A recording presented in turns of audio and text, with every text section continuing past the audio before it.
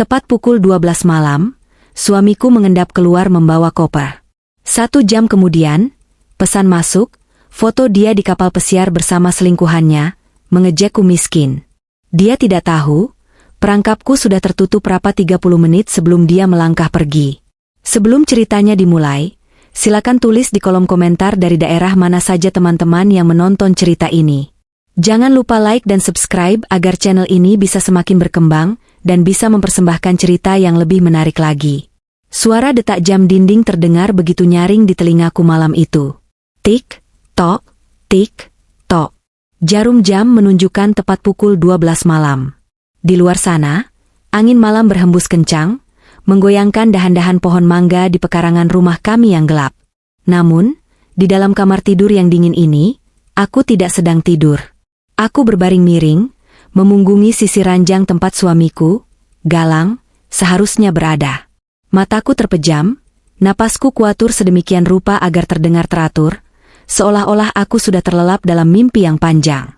Padahal, jantungku berdegup kencang, bukan karena cinta, melainkan karena adrenalin yang memuncak. Aku mendengar suara gesekan selimut yang disingkap perlahan. Kasur di belakangku bergerak sedikit saat bobot tubuh Galang terangkat. Ia bangun. Dengan gerakan yang sangat hati-hati, sepelan maling yang takut ketahuan, ia turun dari tempat tidur. Kakinya menapak di lantai tanpa suara. Aku menahan napas, menajamkan pendengaran. Terdengar suara lemari baju dibuka perlahan-lahan. Engsel lemari itu sedikit berderit, bunyi yang sangat kecil, tapi di keheningan malam ini, suaranya bagaikan ledakan petasan di telingaku. Ia sedang berkemas. Lagi. Aku tahu apa yang dia lakukan. Dia memasukkan beberapa potong pakaian terbaiknya ke dalam koper. Pakaian-pakaian bermerek yang dibelinya menggunakan uang dari kartu kredit tambahanku. Bau parfum mahalnya yang menyengat mulai memenuhi ruangan, bercampur dengan aroma kepalsuan yang selama ini ia tebar di rumah ini. Setelah sekitar 10 menit yang terasa seperti 10 tahun, terdengar bunyi resleting koper ditarik. Shred. Bunyi itu adalah tanda dimulainya akhir dari sandiwara pernikahan kami. Galang melangkah keluar kamar. Ia tidak menoleh sedikit pun padaku. Tidak ada kecupan di kening, tidak ada rasa bersalah. Hanya ada hawa dingin yang ia tinggalkan. Aku tetap diam, menghitung detik demi detik. 1, 2, 3 terdengar suara pintu depan dikunci dari luar. Lalu, suara mesin mobil menderu halus. Itu suara mobil SUV kesayangannya, mobil yang cicilannya pun seringkali aku yang menutupinya diam-diam. Suara ban bergesekan dengan aspal, lalu perlahan menjauh, semakin pelan, hingga akhirnya hilang di telan malam. Barulah saat itu aku membuka mata. Kamar ini kosong dan gelap, sama seperti perasaanku padanya yang sudah lama mati. Aku bangun, duduk di tepi ranjang, dan menyalakan lampu tidur. Cahaya kuning temaram menerangi wajahku yang tidak meneteskan air mata sedikit pun. Aku justru merasa lega. Hampa, tapi lega. Aku berjalan menuju jendela, menyibak tirai sedikit. Jalanan di depan rumah sepi. Dia benar-benar pergi. Aku melirik jam dinding lagi. Pukul 00.15. Aku berjalan ke dapur, menyeduh secangkir teh hangat. Aku butuh ketenangan untuk menunggu babak selanjutnya. Aku duduk di sofa ruang tengah, menatap layar ponselku yang tergeletak di atas meja kaca. Aku tahu pesan itu akan datang. Dia pasti tidak akan tahan untuk tidak menyombongkan diri. Galang adalah tipe laki-laki yang merasa perlu menginjak orang lain untuk merasa dirinya tinggi. Dan malam ini, akulah pijakannya. 1 jam berlalu dengan lambat. Tehku sudah habis setengah. Tepat pukul 1 dini hari, ponselku bergetar panjang. Layarnya menyala, menampilkan notifikasi pesan masuk dari suamiku. Tanganku terulur mengambil ponsel itu dengan tenang. Tidak ada tangan gemetar. Aku membuka kunci layar dan menekan notifikasi itu. Sebuah foto muncul. Darahku berdesir, bukan karena sakit hati, tapi karena melihat betapa bodohnya dia. Di foto itu, Galang sedang berdiri di dek sebuah kapal pesiar mewah. Langit malam dan lampu-lampu pelabuhan menjadi latar belakangnya. Ia tidak sendiri. Di sampingnya, merangkul mesra lengan Galang, berdiri seorang wanita muda dengan gaun merah menyala yang potongannya sangat rendah. Jessica. Wajah mereka berdua berseri-seri, memegang gelas sampanye tinggi, tersenyum lebar ke arah kamera seolah dunia adalah milik mereka. Di bawah foto itu, tertera sebuah pesan teks yang panjang. Aku membacanya perlahan, meresapi setiap kata hinaan yang ia ketikkan dengan jempolnya yang penuh dosa. Selamat tinggal istri beban. Lihat kami bebas. Jangan cari aku lagi. Asal kamu tahu, tabunganmu yang ada di brankas rumah sudah kukuras habis. Isinya 0. Terima kasih sudah jadi sapi perah yang bodoh selama ini. Kamu pikir aku bertahan karena cinta? Aku bertahan karena uangmu, Diandra. Sekarang, nikmatilah kemiskinanmu. Siap-siap hidup di kolong jembatan. Hahaha. Aku membaca pesan itu sekali lagi. Istri beban, katanya. Sapi perah bodoh, tulisnya. Hening sejenak. Lalu, sebuah suara tawa lolos dari bibirku. Awalnya pelan, hanya kekahan kecil. Tapi lama-kelamaan, tawa itu meledak. Aku tertawa terbahak-bahak di ruang tengah yang sepi itu. Aku tertawa sampai perutku sakit. Sampai air mata keluar dari sudut mataku. Bukan air mata sedih, tapi air mata geli yang luar biasa. Bodoh. Gumamku di sela-sela tawa. Ya Tuhan, Mas Galang, kamu benar-benar bodoh. Aku meletakkan ponsel itu kembali ke meja. Mataku beralih ke arah brankas kecil yang tersembunyi di balik lukisan di dinding ruang kerja. Pintunya sedikit terbuka, tanda bekas dibobol paksa, atau lebih tepatnya, dibuka dengan kode yang sudah dia intip. Dia pikir dia telah mengambil segalanya. Dia pikir dia telah membawa lari tumpukan uang tunai ratusan juta dan perhiasan warisan nenekku yang kusimpan di sana untuk dana darurat. Dia tidak tahu. Dia tidak tahu bahwa 30 menit sebelum dia bangun dari tempat tidur, saat dia masih mendengkur memimpikan liburan mewahnya, aku sudah lebih dulu bangun. Aku sudah menukar isi brankas itu. Uang tunai asli sudah kupindahkan ke tempat yang tidak akan pernah terpikirkan oleh otak sempitnya. Apa yang dia bawa di dalam tas jinjingnya sekarang bukanlah tiket menuju kebebasan. Aku membayangkan wajahnya nanti. Saat dia membuka tas itu dengan bangga di depan Jessica, untuk membayar tagihan atau sekadar pamer. Saat dia menyadari bahwa tumpukan uang yang dia bawa hanyalah tumpukan kertas HVS kosong yang kupotong rapi seukuran uang kertas. Dengan hanya satu lembar uang asli Rp100.000 di bagian paling atas dan paling bawah untuk mengelabuinya. Aku kembali menatap foto mereka di layar ponsel. Wajah sombong Galang. Senyum licik Jessica. Selamat bersenang-senang, Mas, bisikku pada layar ponsel yang dingin. Nikmatilah 1 jam terakhirmu sebagai orang kaya palsu. Karena setelah kapal itu berlayar, kamu bukan lagi suamiku. Kamu hanyalah buronan. Malam itu, untuk pertama kalinya dalam 2 tahun terakhir, aku tidur dengan sangat nyenyak. Perang baru saja dimulai, dan aku sudah memegang tombol nuklirnya. Untuk memahami mengapa aku bisa tertawa di atas pengkhianatan suamiku sendiri, kalian harus tahu bagaimana neraka ini bermula. Semua ini tidak terjadi dalam semalam. Kehancuran ini dipupuk perlahan, disiram dengan kebohongan, dan dipupuk dengan penghinaan selama 6 bulan terakhir. Mari kita putar waktu ke 6 bulan yang lalu. Saat itu sore hari yang mendung. Hujan turun rintik-rintik membasahi jendela rumah kami. Galang pulang lebih awal dari biasanya. Wajahnya kusut, dasinya longgar, dan bahunya turun seolah menanggung beban dunia. Aku yang saat itu sedang menyiapkan makan malam menyambutnya dengan senyum hangat. Mas sudah pulang? Kok tumben jam segini? Tanyaku sambil membawakannya segelas air putih dingin. Galang tidak menjawab. Dia duduk di kursi meja makan, menundukkan kepalanya dalam-dalam, lalu mengusap wajahnya dengan kasar. Aku dipecat, Diandra, ucapnya lirih. Suaranya bergetar, penuh keputusasaan yang, saat itu, tampak sangat nyata bagiku. Jantungku mencelos. Aku segera duduk di sampingnya, memegang tangannya. Ya ampun, Mas kok bisa? Bukannya kinerja Mas bagus bulan ini? Perusahaan sedang efisiensi, sayang.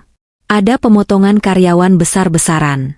Dan aku salah satu korbannya, katanya sambil menatapku dengan mata yang berkaca-kaca.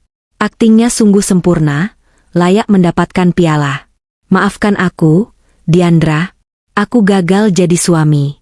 Sekarang kita nggak punya penghasilan tetap. Hatiku luluh lantak melihat suamiku rapuh seperti itu. Sebagai istri yang berbakti, tentu saja naluriku adalah melindunginya, mendukungnya. Aku memeluknya erat. Nggak apa-apa, Mas. Kita bisa lewati ini sama-sama. Aku masih ada tabungan warisan dari Papa. Kita bisa pakai itu dulu sementara Mas cari kerja baru. Saat itulah, untuk pertama kalinya, aku melihat kilatan aneh di matanya. Kilatan tamak yang tersembunyi di balik air mata buaya. Kamu serius mau bantu aku pakai uang warisanmu? Tapi itu kan uang pribadimu, Diandra. Uangku uangmu juga, Mas. Kita kan suami istri, jawabku polos. Betapa naifnya aku saat itu. Mulai hari itu, neraka kecilku dimulai. Galang memegang kendali penuh atas keuangan rumah tangga dengan alasan mengatur cash flow agar tidak boros selama dia menganggur. Dia meminta kartu ATM utamaku, meminta akses mobile bankingku, dan memberiku uang jatah harian yang sangat minim. Kita harus berhemat ekstrim, Diandra. Jangan belanja yang gak perlu. Jangan beli skincare, jangan beli baju baru, makan seadanya saja, titahnya setiap pagi. Aku menurut. Demi Tuhan, aku menurut karena aku ingin menjadi istri yang baik di masa sulit suami. Selama 6 bulan, aku hidup seperti orang susah di rumahku sendiri. Aku berhenti membeli daging sapi atau ayam. Setiap hari, menu makananku hanya tahu, tempe, dan sayur bening. Kadang hanya nasi dengan kecap dan kerupuk jika Galang bilang uang menipis. Aku berhenti pergi ke salon, membiarkan rambutku kusam dan kulitku tak terawat. Aku bahkan menjual beberapa tas lamaku di Preloved Market, hanya untuk menambah uang belanja sayur, karena jatah yang diberi Galang seringkali tidak cukup. Sementara itu, Galang sering keluar rumah dengan alasan, mencari kerja, atau interview. Dia pergi pagi, pulang malam. Anehnya, meski dia bilang kami harus berhemat, dia selalu pulang dalam keadaan wangi, pakaiannya rapi, dan wajahnya tidak terlihat seperti orang yang kelaparan atau stres mencari kerja. Dia bilang dia makan di warteg atau di traktir teman, dan aku mempercayainya. Puncak penghinaan itu terjadi 2 bulan yang lalu. Saat itu hari Minggu. Ibu Helena, ibu mertuaku, datang berkunjung tanpa pemberitahuan. Wanita parubaya dengan sanggul tinggi dan alis yang disulam terlalu tebal itu masuk ke rumah kami dengan tatapan menyelidik, seolah-olah dia adalah inspektur kebersihan yang siap mencari kesalahan. Rumah kok panas begini? AC nggak dinyalain? Semburnya begitu duduk di sofa. Maaf, Bu. Kami sedang hemat listrik. Mas Galang kan belum dapat kerja. Jawabku sopan sambil menyuguhkan teh tawar hangat, karena gula pasir di dapur habis dan aku belum diberi uang untuk membelinya. Ibu Helena mendengus kasar. Dia menatapku dari ujung kaki ke ujung kepala. Penampilanku saat itu memang menyedihkan. Dasterku sudah pudar warnanya, wajahku tanpa make up, dan tubuhku lebih kurus dari biasanya. Lihat dirimu, Diandra, cibirnya tajam. Kurus, kering, nggak menarik. Pantas saja rezeki suamimu seret. Istri itu harusnya jadi pembawa hoki, bukan pembawa sial. Aura kamu itu loh, suram. Bikin anakku susah dapat kerjaan. Hatiku terasa seperti diiris sembilu. Bu, saya juga berusaha berhemat demi Mas Galang. Berhemat apanya? Potong Ibu Helena. Dia mengebrak meja pelan. Kalau kamu istri yang becus, kamu harusnya bisa memutar otak. Bisnis kek, jualan kek, jangan cuma ngabisin tabungan anakku. Kamu ini cuma beban. Tahu nggak? Beban? Kata, beban, itu terngiang-ngiang di kepalaku. Padahal, uang yang kami pakai adalah uang warisan orang tuaku, bukan uang Galang. Tapi Galang selalu memutarbalikkan fakta di depan ibunya, seolah-olah dia yang berkorban menafkahi aku. Galang yang duduk di sebelah ibunya hanya diam saja. Dia tidak membelaku. Dia justru menunduk dan berkata pelan, "Sudahlah, Bu. Namanya juga lagi cobaan. Doakan saja Diandra bisa lebih pengertian." Saat makan siang tiba, aku menyajikan menu andalanku akhir-akhir ini, tumis kangkung dan tempe goreng. Ibu Helena menatap piring di depannya dengan jijik. "Makanan apa ini?" "Makanan kambing," hinanya. Dia mendorong piring itu menjauh. "Anakku, Galang, itu biasa makan enak. Sejak nikah sama kamu, kok malah dikasih makan tempe? Kamu mau membunuh anakku pelan-pelan? Hanya itu yang cukup dibeli dengan uang belanja. Bu, jawabku, suaraku mulai bergetar menahan tangis. Alasan, bentak Ibu Helena. Dia berdiri, mengambil tasnya. Galang, ayo antar ibu makan di restoran Padang di depan komplek. Ibu nggak sudi makan di sini. Biar istrimu makan sendiri makanan kampungan ini. Dan yang paling menyakitkan, Galang berdiri. Dia mengambil kunci mobil. Iya, Bu. Ayo kita makan di luar. Maaf ya, Bu. Mereka berdua pergi meninggalkanku sendirian di meja makan. Aku menatap tempe goreng yang sudah dingin itu. Air mataku akhirnya tumpah. Aku makan sendirian sambil menangis, menelan nasi yang terasa seperti kerikil di tenggorokan. Apa yang tidak aku ketahui saat itu adalah, setelah mereka pergi makan di restoran Padang, Galang membawa ibunya belanja baju baru di mall menggunakan kartu debitku. Dan bukan hanya itu, hari itu juga aku akhirnya mengetahui sebuah fakta yang menghancurkan segalanya. Malam harinya, saat Galang sedang mandi, dia lupa membawa ponsel keduanya. Ponsel yang selama ini dia sembunyikan. Ponsel itu bergetar di dalam saku celana kotornya yang dia lempar sembarangan ke keranjang cucian. Layarnya menyala.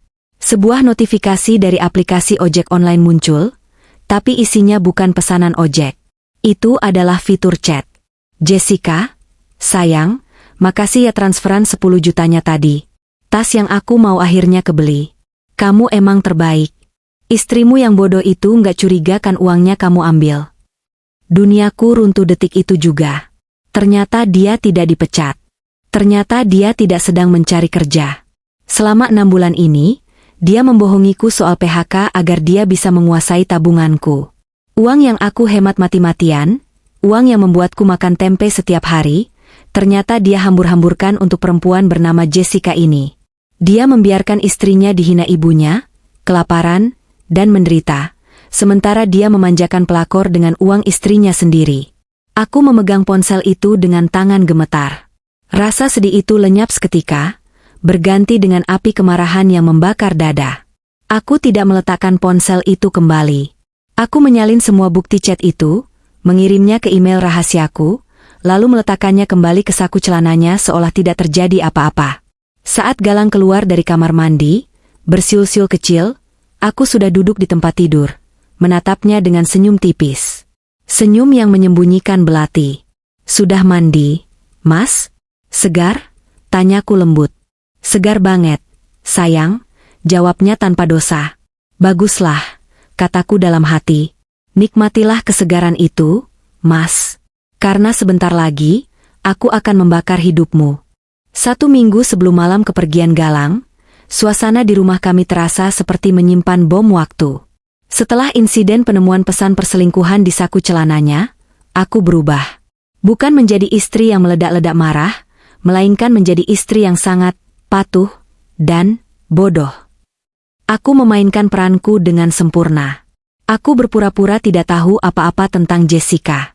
Aku memasakkan makanan kesukaannya, meski hanya tempe dan tahu, dengan senyum lebar, memijat kakinya saat ia pulang, mencari kerja, dan mendengarkan keluh kesahnya tentang betapa sulitnya dunia kerja saat ini. Namun, di balik punggungnya, mataku menjadi mata elang. Aku mengamati setiap gerak-geriknya. Aku menyadari ada satu kebiasaan baru yang aneh. Galang menjadi sangat protektif terhadap lemari sepatunya di dekat pintu masuk. Setiap kali ia pulang, hal pertama yang ia lakukan bukan lagi mencuci tangan atau menyapaku, melainkan mengecek tumpukan kotak sepatu di rak paling atas. Matanya selalu tertuju pada sebuah kotak sepatu tua berwarna biru pudar, bekas sepatu futsalnya yang sudah jebol bertahun-tahun lalu.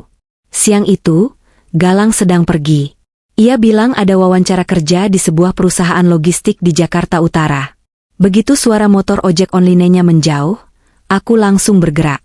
Jantungku berpacu cepat, bukan karena takut, tapi karena rasa penasaran yang membuncah. Aku menyeret kursi makan ke dekat lemari sepatu, memanjatnya, dan meraih kotak biru pudar itu. Debu tebal menyelimuti permukaannya, seolah kotak itu tidak pernah disentuh. Tapi aku tahu, posisi debunya tidak rata. Ada bekas jari tangan di sana. Dengan tangan gemetar, aku membuka tutup kotak itu. Isinya bukan sepatu bekas. Di dalamnya, tergeletak sebuah ponsel jadul, ponsel Nokia lama yang baterainya tahan berhari-hari, dan sebuah amplop coklat tebal. Aku mengambil ponsel itu. Menyala. Tidak dikunci. Galang terlalu meremehkanku. Dia pikir istrinya yang bodoh, ini tidak akan pernah menyentuh barang-barang rongsokannya. Aku membuka menu pesan singkat, SMS. Mataku terbelalak membaca pesan-pesan yang masuk. Ini bukan pesan cinta dari Jessica. Ini jauh lebih mengerikan.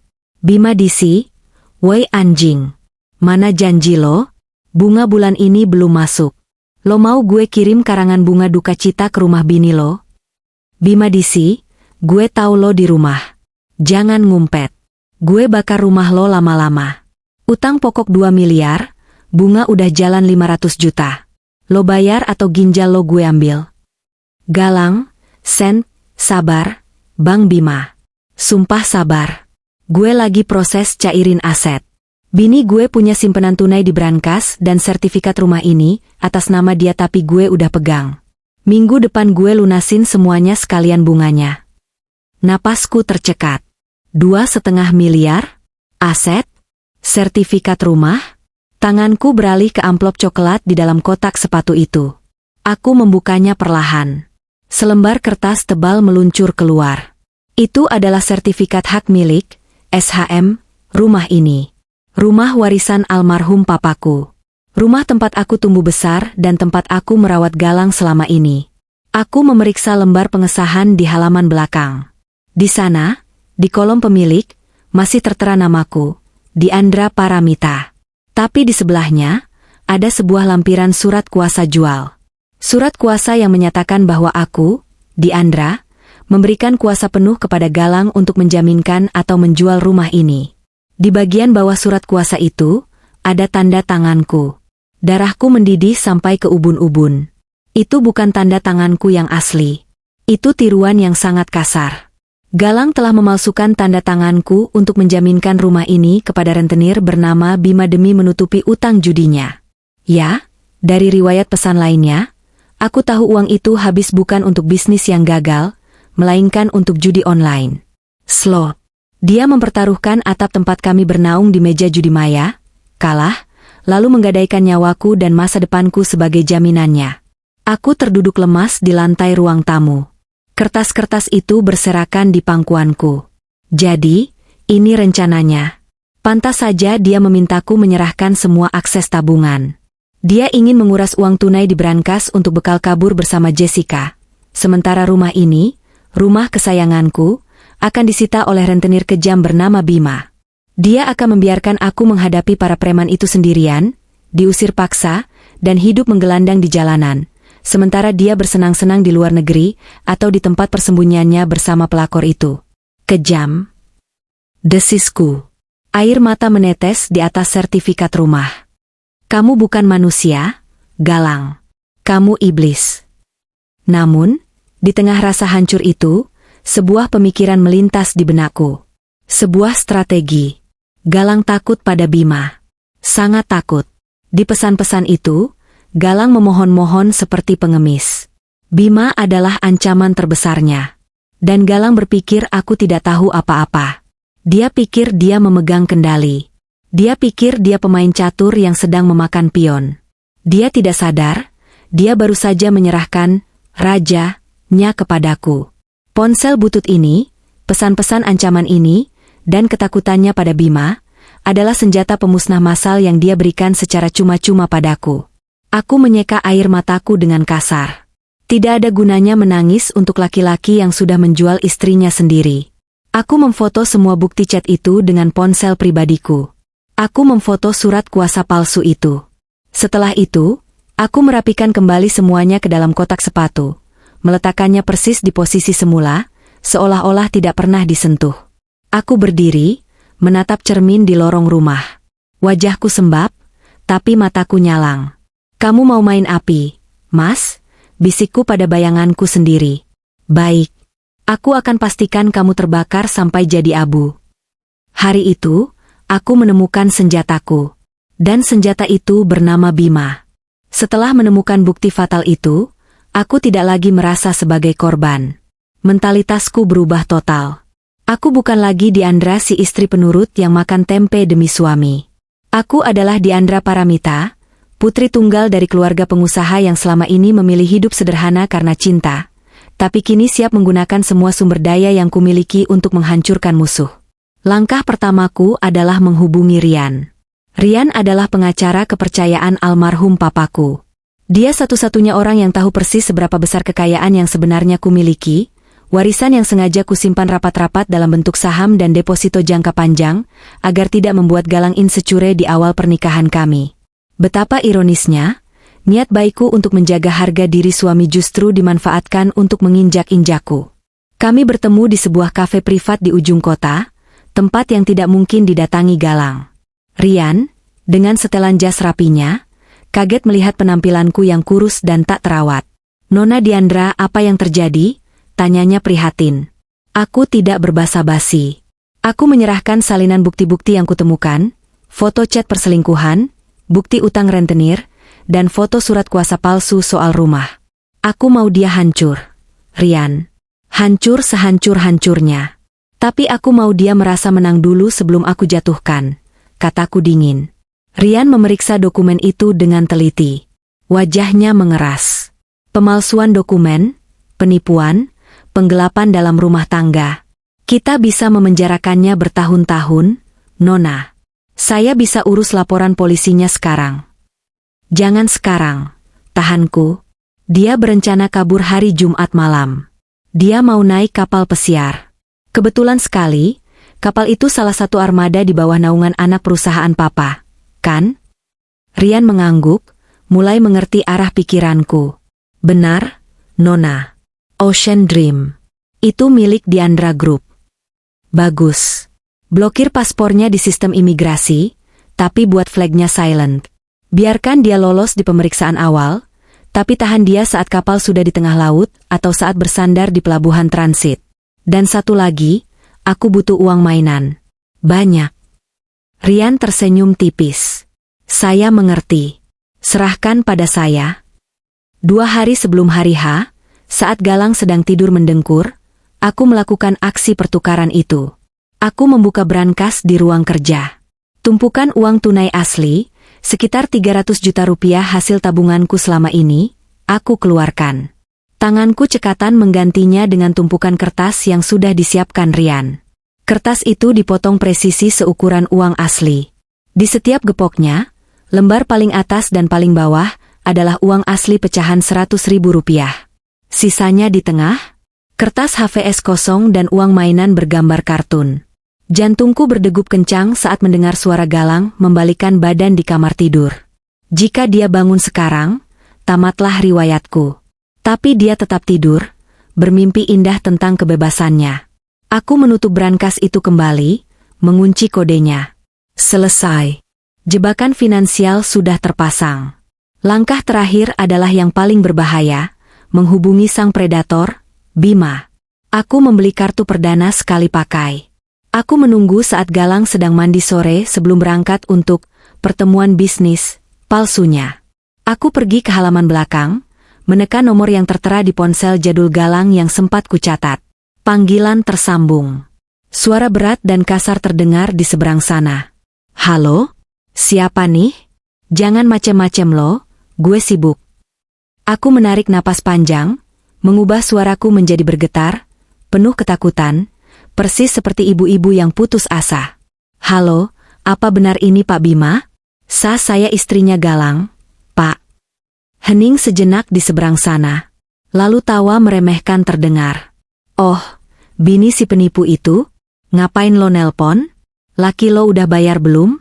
Kalau belum, besok gue ratain rumah lo. Justru itu saya nelpon. Pak. Aku terisak palsu. Saya takut. Pak. Mas Galang, dia bohong sama Bapak. Dia nggak akan bayar utangnya minggu depan. Maksud lo apa? Jangan main-main lo. Suara Bima meninggi. Dia mau kabur. Pak, malam ini jam 12, dia mau pergi bawa semua uang tunai dan perhiasan saya. Dia mau naik kapal pesiar sama selingkuhannya. Dia mau ninggalin saya di sini buat ngadepin Bapak sendirian. Saya nggak punya apa-apa, Pak. Rumah ini sertifikatnya dia bawa juga. Kalau Bapak nggak cegah dia sekarang, Bapak nggak akan pernah dapat uang Bapak kembali. Bima terdengar menggeram marah. Bajingan. Di mana dia sekarang? Dia masih di rumah, tapi sebentar lagi berangkat. Dia bawa mobil SUV hitam, plat nomor B1899 RFD. Dia bakal ke pelabuhan Tanjung Priok, naik kapal Ocean Dream. Bapak harus tangkap dia sebelum kapal berangkat, atau minimal cegat dia pas turun. Uangnya ada di tas dia semua, Pak. Miliaran. Oke. Makasih infonya, Nyonya. Lo tenang aja. Kalau laki lo kabur bawa duit gue pastikan dia nggak bakal bisa jalan lagi seumur hidup. Klik. Sambungan terputus. Aku mematahkan kartu SIM itu dan membuangnya ke tempat sampah di luar pagar. Angin malam menerpa wajahku, terasa sejuk. Semua bidak catur sudah pada posisinya. Uang palsu di brankas. Paspor yang diblokir. Polisi dan pengacara yang bersiaga. Dan seekor anjing gila bernama Bima yang sedang lapar, siap mengejar mangsanya. Saat aku kembali ke kamar, Galang baru selesai berpakaian. Dia memakai kemeja terbaiknya, menyisir rambutnya dengan klimis. Dia menatapku sekilas lewat cermin. Aku pergi dulu ya, Diandra. Mungkin agak lama pulangnya, ada proyek besar di luar kota. Katanya, kebohongannya mengalir begitu lancar. Aku mendekatinya, merapikan kerah bajunya dengan lembut. Aku menatap matanya dalam-dalam, mencari sisa-sisa suami yang dulu kucintai. Tidak ada. Hanya ada kekosongan dan kerakusan. Hati-hati ya, Mas, ucapku manis. Semoga apa yang kamu dapatkan di sana, setimpal dengan apa yang kamu tinggalkan di sini. Galang mengerutkan kening sedikit, bingung dengan kalimatku. Tapi dia terlalu sombong untuk peduli. Dia hanya mengangguk, mengambil koper dan tas jinjing berisi uang itu, lalu berjalan keluar. Aku menatap punggungnya menjauh. Dalam hati aku menghitung mundur. 3, 2, 1. Selamat jalan menuju kehancuranmu, suamiku. Setelah menerima pesan foto sombong dari Galang yang memamerkan dirinya di atas kapal pesiar, aku tidak kembali tidur. Rasa kantukku sudah hilang sepenuhnya, digantikan oleh gelombang adrenalin yang menyenangkan. Aku beranjak ke ruang kerja, menyalakan laptop, dan membuka tautan khusus yang dikirimkan oleh Rian setengah jam yang lalu.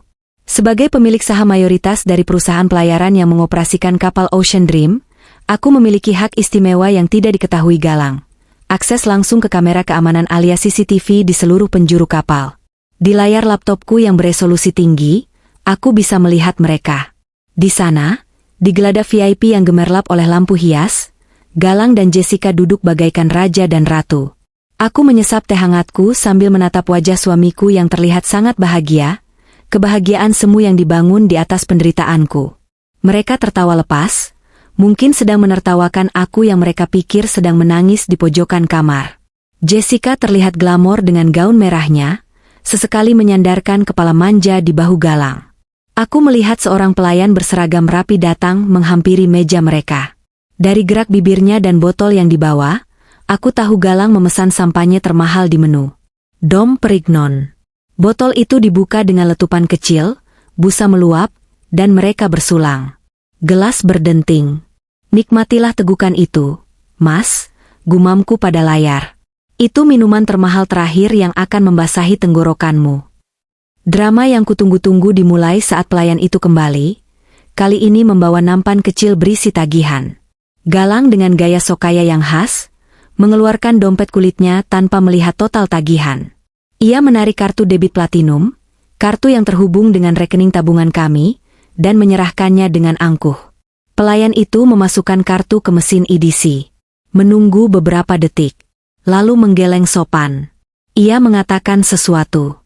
Galang tampak mengerutkan kening, wajahnya menampakkan sedikit kekesalan, seolah-olah mesin itu yang salah. Ia meminta pelayan menggesek ulang. Hasilnya sama. Lampu merah di mesin itu menyala. Declinet. Kartu ditolak.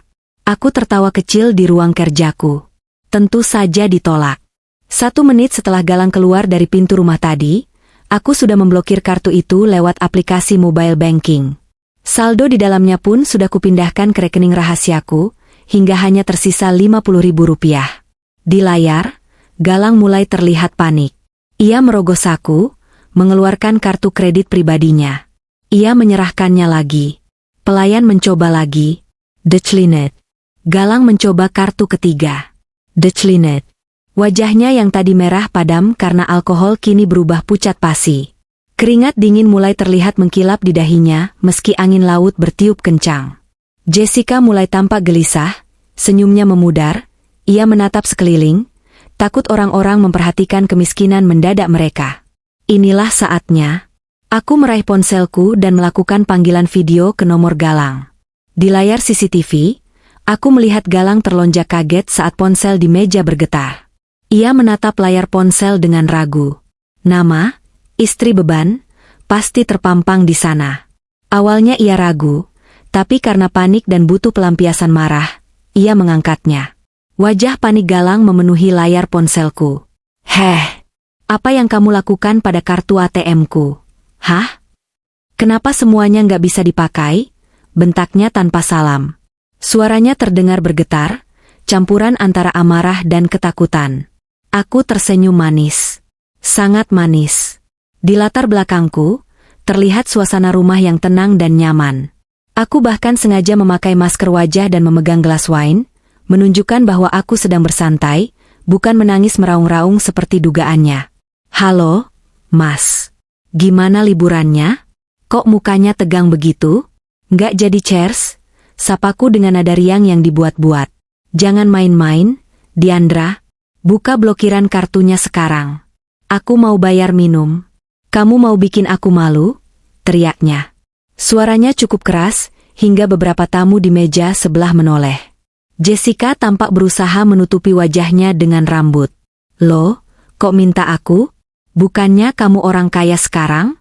Kamu bilang aku beban, kan? Masa orang kaya bayar minuman saja harus minta tolong sama beban? Sindirku tajam. Oh iya, Mas. Daripada kamu ribut soal kartu, kenapa kamu nggak pakai uang tunai saja? Kamu kan bawa tas jinjing berat itu. Bukannya isinya uang hasil kurasan brankas kita? Mata Galang membelalak. Ia sepertinya baru ingat tentang tas hitam yang ia letakkan di bawah kakinya. Ah, benar. Dasar istri nggak guna. Untung aku bawa cash. Lihat ini, biar kamu tahu seberapa miskinnya kamu sekarang. Galang meletakkan ponselnya di meja dengan kamera mengarah ke tas. Tangan gemetarnya menarik resleting tas itu dengan kasar. Dengan penuh percaya diri, ia meraup satu gepok uang dari dalam tas, dan membantingnya ke atas meja di depan pelayan yang sudah menunggu dengan wajah masam. Ini, ambil, sisanya buat tip, seru Galang sombong. Pelayan itu mengambil gepokan uang tersebut, membuka karet gelangnya, dan memeriksa lembarannya. Detik berikutnya, pelayan itu mengangkat alis, lalu menjatuhkan tumpukan kertas itu kembali ke meja. Maaf, Pak, kami tidak menerima uang mainan, kata pelayan itu dingin. Apa? Galang terbelalak. Ia menyambar tumpukan uang itu. Di layar ponselku, aku melihat momen kehancuran itu dengan sangat jelas. Galang memegang lembar pertama, Rp100.000 asli. Tapi ketika ia membalik lembar kedua, ketiga, dan seterusnya, itu hanyalah kertas HVS putih polos yang dipotong seukuran uang, dan di tengah-tengahnya terselip uang mainan bergambar kartun bebek dengan tulisan, Bank Mainan Indonesia. Galang merobek gepokan lain. Sama saja. Ia menumpahkan seluruh isi tas ke atas meja. Ratusan, gepokan uang, berhamburan. Kertas putih dan uang mainan beterbangan tertiup angin laut. Tidak ada uang ratusan juta. Tidak ada harta karun. Hanya sampah kertas. Nggak mungkin. Galang meracau. Tangannya mengais-ngais tumpukan sampah itu seperti orang gila, mencari uang asli yang tidak pernah ada. Diandra, apa yang kamu lakukan? Di mana uangnya? Teriaknya ke arah ponsel. Aku tertawa, kali ini tawa yang dingin dan menusuk. Uang itu aman, Mas. Di tempat yang tidak bisa dijangkau oleh tangan kotor pencuri sepertimu. Selamat menikmati minumanmu. Semoga uang gambar bebek itu cukup untuk membayar harga dirimu yang sudah hancur. Jessica menjerit histeris. Dia berdiri, membanting gelas sampanye hingga pecah berkeping-keping. Kamu bilang kamu kaya. Kamu bilang kamu punya miliaran. Dasar penipu. Aku mematikan sambungan telepon. Pemandangan di layar CCTV jauh lebih memuaskan daripada mendengar suaranya. Dua orang petugas keamanan berbadan besar mulai berjalan mendekati meja mereka. Pesta sudah usai, dan mimpi buruk Galang baru saja dimulai. Pemandangan selanjutnya di layar laptopku berubah lokasi. Kamera CCTV kini menampilkan sebuah ruangan tertutup dengan pencahayaan terang benderang. Itu adalah ruang keamanan kapal atau holding room. Galang dan Jessica duduk terpisah di dua kursi besi yang terlihat tidak nyaman. Tangan Galang tidak diborgol, tapi dua petugas keamanan berdiri tegap di dekat pintu, memastikan mereka tidak bisa lari. Lagi pula, mau lari kemana di tengah laut lepas? Aku melihat Galang masih berusaha mempertahankan sisa-sisa kesombongannya. Ia menunjuk-nunjuk petugas keamanan, mulutnya komat-kamit penuh emosi. Meski CCTV ini tidak bersuara, aku bisa menebak apa yang ia katakan. Pasti kalimat klise seperti, kalian tidak tahu siapa saya, atau, saya akan tuntut kalian. Sementara itu, Jessica duduk mematung. Wajahnya luntur oleh air mata dan maskara yang meleleh, menatap Galang dengan tatapan jijik yang tidak ditutup-tutupi. Aku mengetik pesan singkat ke Rian, sekarang. Beberapa detik kemudian, pintu ruangan di layar itu terbuka. Seorang pria berseragam kapten kapal masuk. Ia membawa sebuah tablet besar. Kapten itu tidak meladeni omelan Galang. Ia langsung meletakkan tablet itu di atas meja, tepat di depan wajah Galang dan Jessica, lalu menyambungkannya ke proyektor dinding. Layar proyektor menyala. Rian telah mengatur semuanya dengan sempurna. Video call tersambung secara otomatis, menampilkan wajahku secara live di dinding ruangan itu. Kali ini aku tidak lagi memakai masker wajah. Aku sudah berganti pakaian dengan blazer kerjaku yang rapi, duduk tegak di kursi kerjaku dengan tatapan otoriter seorang CEO. Galang terlonjak melihat wajahku raksasa di dinding.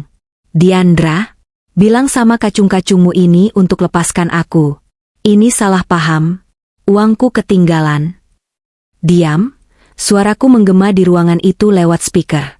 Nadanya datar tapi penuh penekanan.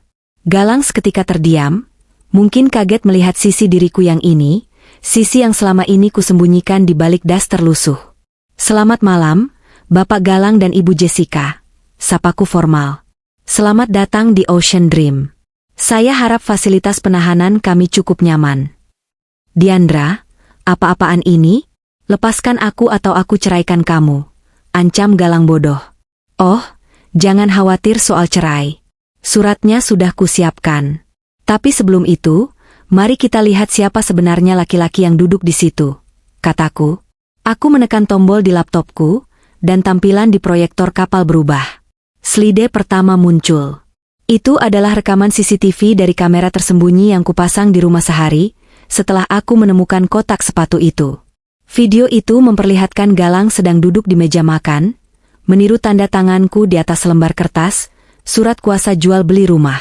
Video itu sangat jelas, zoom in ke tangannya yang memegang pena.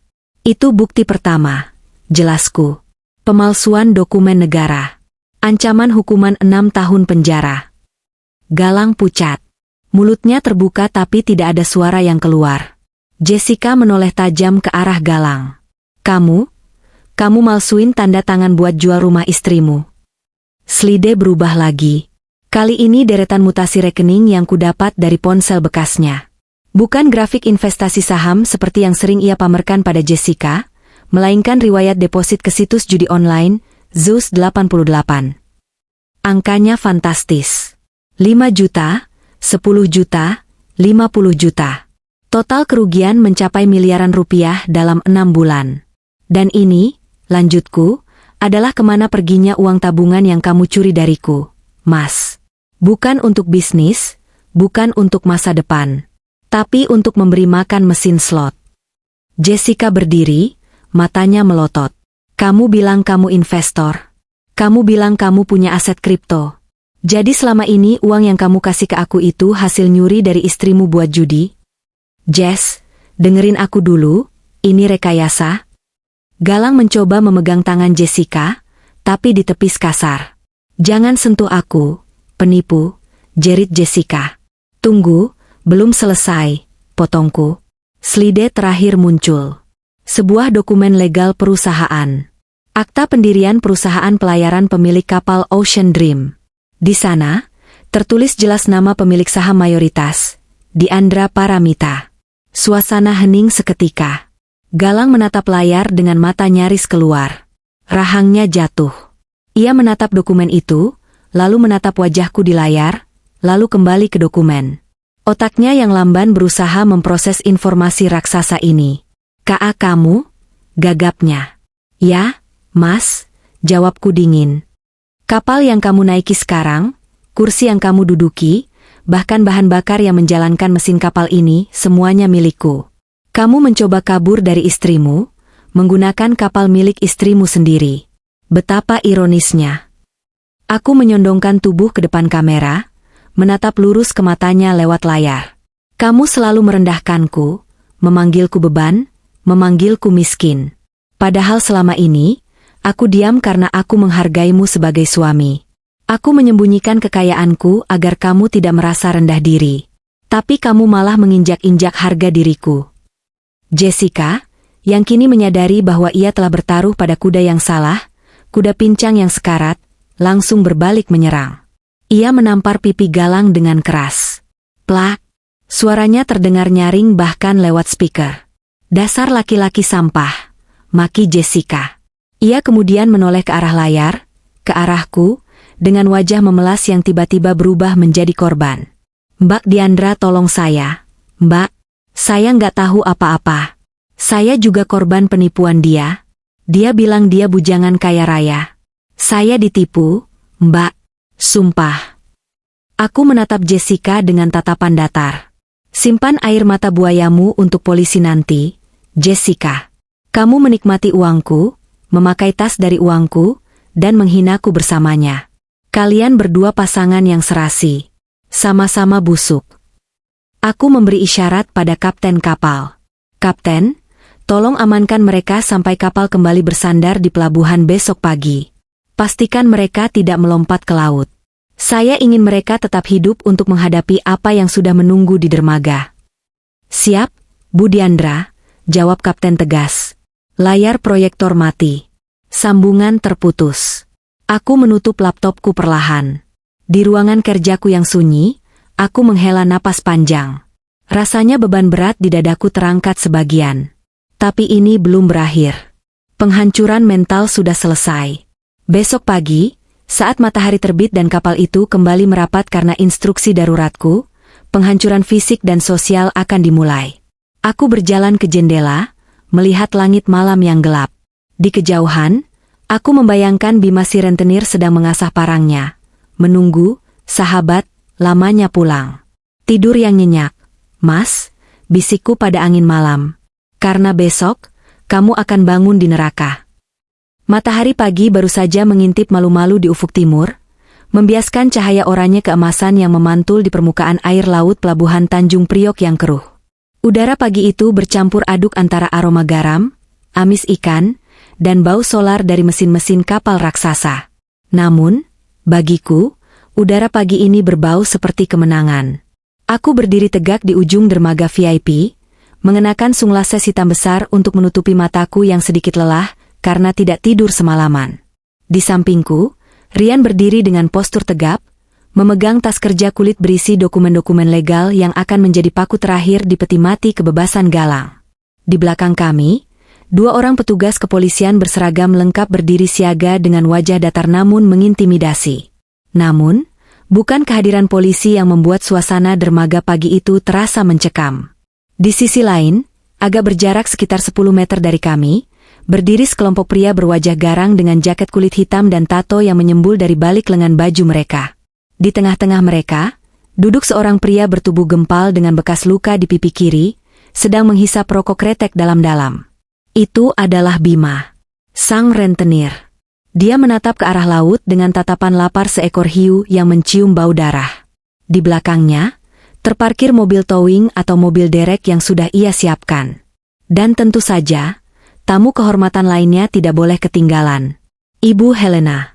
Ibu mertuaku, Atau sebentar lagi mantan ibu mertuaku, berdiri gelisah di dekat tiang lampu.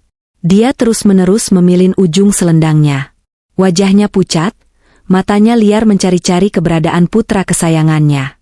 Rian telah menjemputnya pagi-pagi buta dengan alasan ada keadaan darurat, mengenai Galang, tanpa menjelaskan detailnya.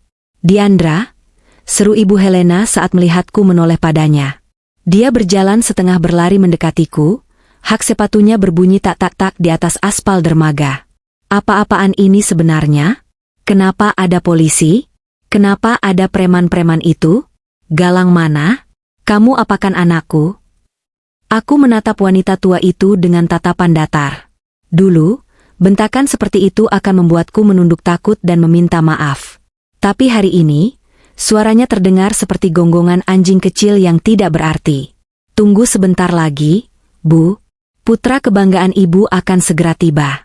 Dia pulang membawa kejutan besar," jawabku tenang. "Kejutan apa? Jangan main-main kamu. Kalau sampai lecet sedikit saja kulit anakku, aku tuntut kamu," ancamnya, telunjuknya mengarah ke wajahku. Rian melangkah maju, menghalangi tangan Ibu Helena dengan sopan namun tegas. "Ibu Helena, harap jaga jarak dan sopan santun Anda terhadap klien saya. Atau saya bisa meminta petugas untuk mengamankan Anda atas tuduhan tindakan tidak menyenangkan." Ibu Helena ternganga, kaget melihat keberanian Rian. Belum sempat dia membalas, suara klakson kapal terdengar memekakan telinga. Tut! Semua mata tertuju ke arah laut. Kapal pesiar Ocean Dream yang megah perlahan mendekat ke dermaga. Kapal itu terlihat begitu agung, putih bersih, kontras dengan nasib hitam yang menanti penumpangnya. Jembatan penyeberangan mulai diturunkan. Petugas pelabuhan sibuk mengikat tali tambat.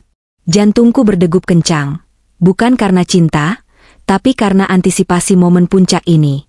Pintu keluar penumpang terbuka. Beberapa penumpang VIP turun lebih dulu, diikuti oleh para petugas keamanan kapal yang menggiring 2 orang di tengah-tengah mereka. Galang dan Jessica. Penampilan mereka sungguh kacau balau. Galang yang biasanya rapi dan wangi, kini terlihat seperti orang gila. Kemeja mahalnya kusut dan kancingnya terbuka sebagian, rambutnya acak-acakan, dan wajahnya merah pada menahan malu dan amarah. Di sebelahnya, Jessica berjalan sambil menunduk dalam-dalam, menutupi wajahnya dengan sisa-sisa rambutnya yang berantakan. Riasan wajahnya luntur, membuatnya terlihat seperti badut yang menangis di tengah hujan. Kaki mereka melangkah gontai, diseret oleh petugas keamanan kapal yang memegang lengan mereka erat-erat. Begitu kaki Galang menginjak aspal dermaga, matanya langsung bertumbukan dengan mataku. Ada kilatan kebencian yang luar biasa di sana, tapi di balik itu, aku melihat ketakutan yang lebih besar. Ketakutan seorang anak kecil yang tertangkap basah mencuri uang ibunya. "Galang!" teriak Ibu Helena histeris. Dia berlari menerobos barisan, memeluk anaknya. "Ya Tuhan, Nak, kamu kenapa? Kenapa diperlakukan seperti kriminal begini? Lepaskan anak saya. Kalian tahu siapa dia?" Ibu Helena memukuli lengan petugas keamanan kapal dengan tas tangannya, tapi petugas itu bergeming. "Minggir, Bu," kata Galang lemah, suaranya parau. "Ibu nggak ngerti." "Nggak ngerti apa? Lihat istri kamu itu. Dia diam saja melihat suaminya diperlakukan begini. Dasar istri durhaka." Ibu Helena menunjukku lagi. Aku melangkah maju perlahan, suara langkah kakiku terdengar tegas. Rian mengikutiku. Aku berhenti tepat 2 meter di depan Galang. Aku menatapnya dari ujung kaki ke ujung kepala. "Selamat pagi, Mas. Bagaimana pelayarannya?" Singkat sekali, sapaku dengan nada dingin menusuk tulang. "Diandra?" desis Galang, matanya melotot. "Puas kamu? Puas mempermalukan aku di depan umum?" "Mempermalukan?" Aku tertawa kecil, tawa yang tidak mencapai mata. "Aku belum mulai, Mas. Ini baru pemanasan." Sebelum Galang bisa menjawab, sebuah tepuk tangan keras terdengar dari arah samping. Prok, prok, prok. Bima berjalan mendekat, diikuti oleh anak buahnya. Aura mengerikan langsung menyelimuti area itu. Ibu Helena mundur selangkah, nalurinya memberitahu bahwa pria ini berbahaya. Wajah Galang berubah menjadi seputih kertas. Dia mengenali Bima. Wah, Tuan muda Galang sudah pulang dari liburannya, kata Bima dengan suara berat serak basah. Dia berdiri tepat di hadapan Galang, menghembuskan asap rokoknya ke wajah suamiku itu. Gimana? Enak liburannya pakai duit gue? Bang Bima. Bibir Galang gemetar hebat. Kakinya tampak goyah, seolah tulangnya berubah menjadi jeli. Sumpah, bang gue bisa jelasin. Itu duitnya ada gue cuma. Duit ada? Mana?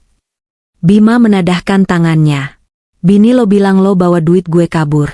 Mana duitnya sekarang? Galang menelan ludah. Dia tidak mungkin menyerahkan tumpukan uang mainan itu. Duitnya ada masalah teknis, bang. Tapi gue janji. Gue pasti bayar. Kasih gue waktu seminggu lagi. Plak. Sebuah tamparan keras mendarat di pipi Galang. Bima menamparnya begitu kuat hingga Galang terhuyung dan jatuh berlutut. Ibu Helena menjerit histeris, mencoba maju tapi ditahan oleh salah satu anak buah Bima. Jangan sentuh anak saya, preman kampung. Saya lapor polisi, teriak Ibu Helena.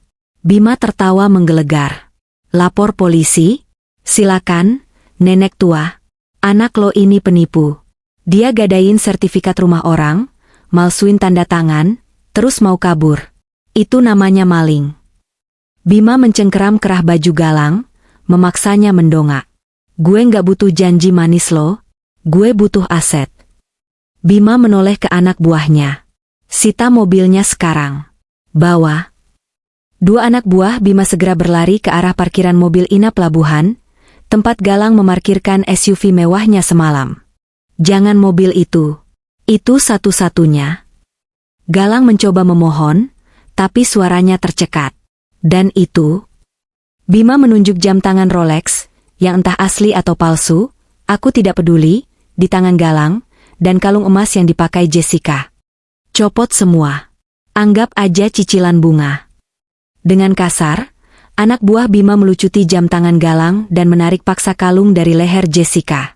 Jessica menjerit kesakitan, lehernya memerah. Dia menangis terseduh-seduh, berjongkok di aspal. Ampun, saya nggak tahu apa-apa, saya cuma diajak. Racau Jessica. Setelah Bima selesai menjarah harta benda yang melekat di tubuh mereka, dia menatapku dan mengangguk hormat. Makasih infonya, Nyonya Diandra. Urusan saya sama dia belum kelar, tapi untuk hari ini cukup. Sisanya, biar hukum negara yang jalan dulu baru hukum jalanan. Bima dan gerombolannya mundur. Kini giliran Rian dan polisi maju. Bapak Galang Prasetyo, ucap polisi itu formal sambil mengeluarkan borgol. Anda kami tangkap atas dugaan pemalsuan dokumen otentik, penggelapan dalam jabatan, dan pencurian aset perusahaan PT Diandra Group. Anda punya hak untuk diam. Bunyi klik dari borgol besi yang mengunci kedua pergelangan tangan Galang terdengar, bagaikan musik terindah di telingaku. Galang hanya bisa pasrah. Tenaganya sudah habis disedot rasa takut. Dia menatapku dengan mata berkaca-kaca, tatapan memohon yang menyedihkan.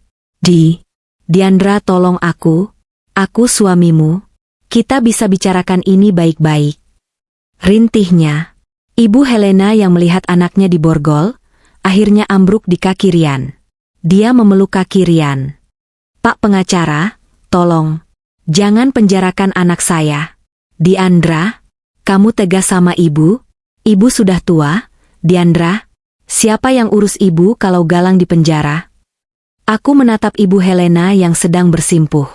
Wanita yang kemarin meludahiku, kini mencium debu di kakiku. Hatiku terasa beku. Tidak ada rasa kasihan. Rasa kasihan itu sudah mati dibunuh oleh kata, beban, dan sapi perah yang mereka ucapkan berulang kali. Aku membuka tasku, mengeluarkan sebuah amplop putih panjang.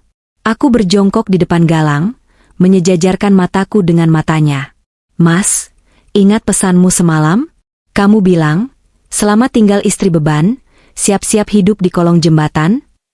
Galang mengangguk lemah, air matanya menetes membasahi pipi yang merah bekas tamparan. Sekarang, aku kembalikan ucapan itu padamu, bisikku tajam.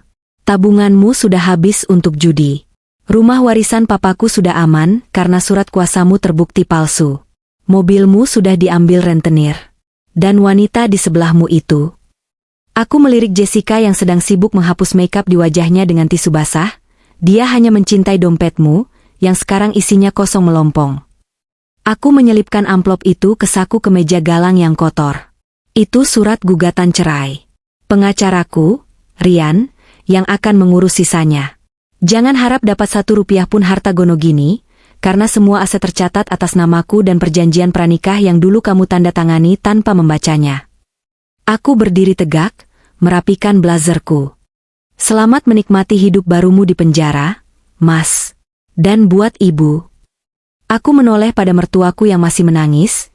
Ibu bisa tinggal di rumah kontrakan petak yang dulu sering ibu hina itu.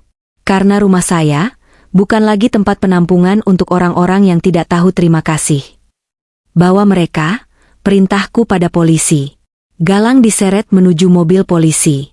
Dia menoleh ke belakang berkali-kali, meneriakkan namaku, memohon ampun, tapi suaranya makin lama makin sayup, tertelan oleh deru angin pelabuhan. Jessica digiring terpisah sebagai saksi kunci dan tersangka penadah. Aku berdiri diam di dermaga sampai mobil polisi itu menghilang di tikungan. Rian berdiri di sampingku, menepuk pelan bahuku. Sudah selesai, Diandra. Kamu berhasil, katanya lembut.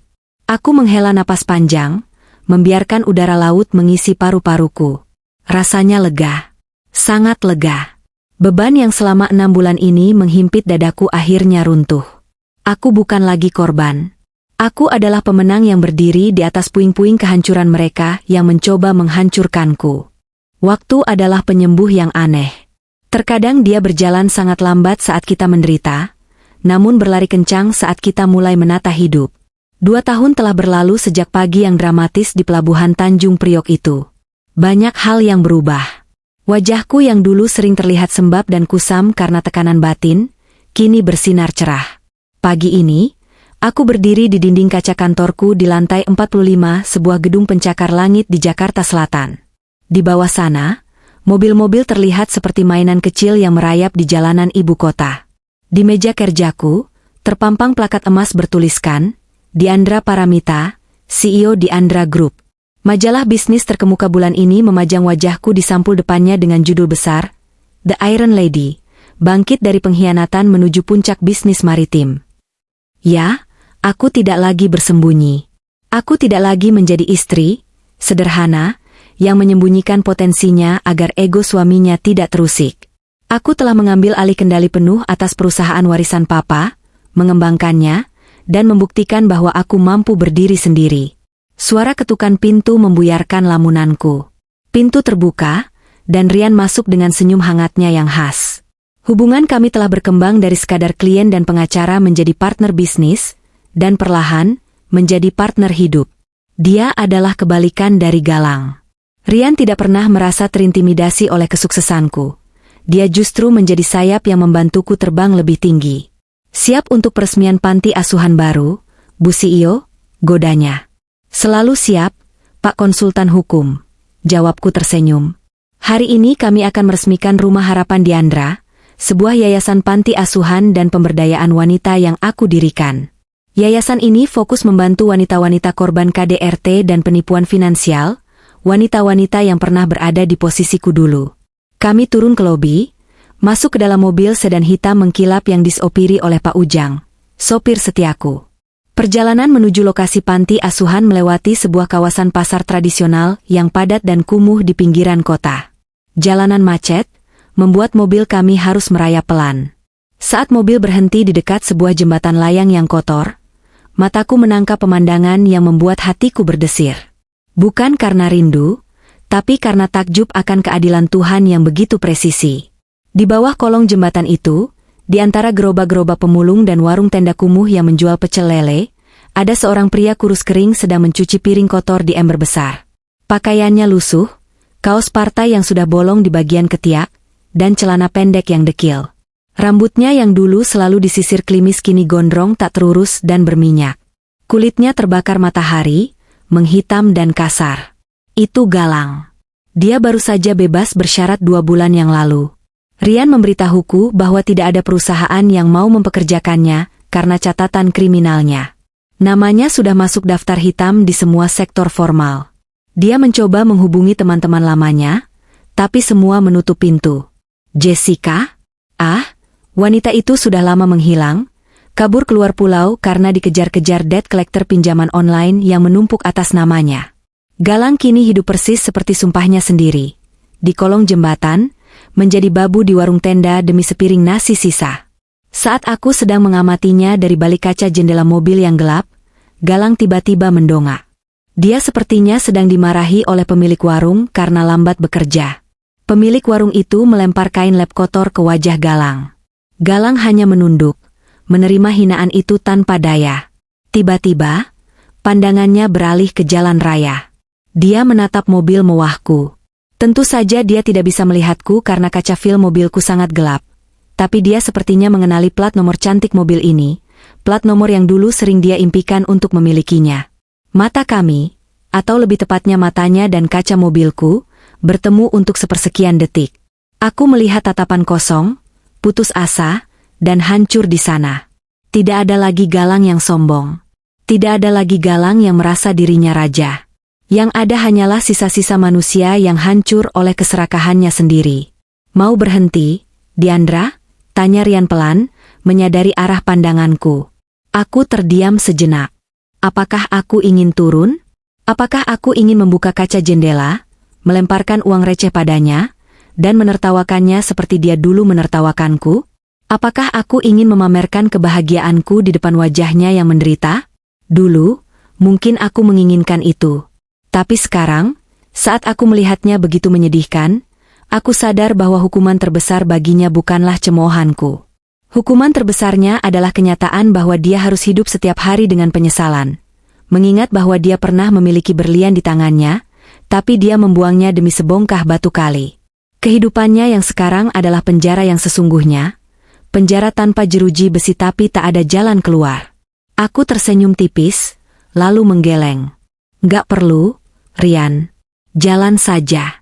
Kita punya masa depan yang harus diurus.